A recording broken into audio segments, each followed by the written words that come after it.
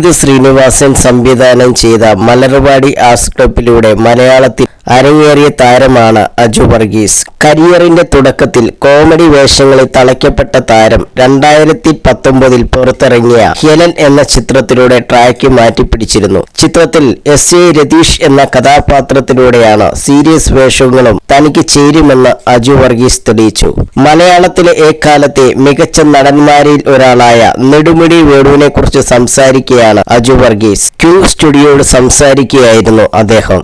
മലർവാടി മുതൽ തുടങ്ങിയ ആൽബബന്ധമാണ് വേണിച്ചേട്ടനുമായി. ആ സിനിമയിൽ വേണിച്ചേട്ടൻ, അമ്പിളിച്ചേട്ടൻ, ജനാർദ്ദനൻ ചേട്ടൻ തുടങ്ങിയ മഹാനടന്മാർ ഉണ്ടായിരുന്നു.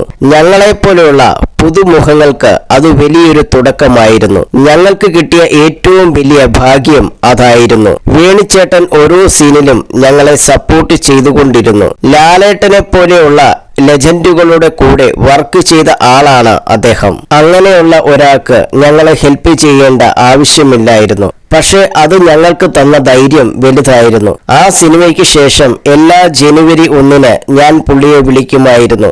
അദ്ദേഹം നമ്മളെ വിട്ടുപോകുന്നതിന് മുമ്പ് വരെ അത് തുടർന്നു.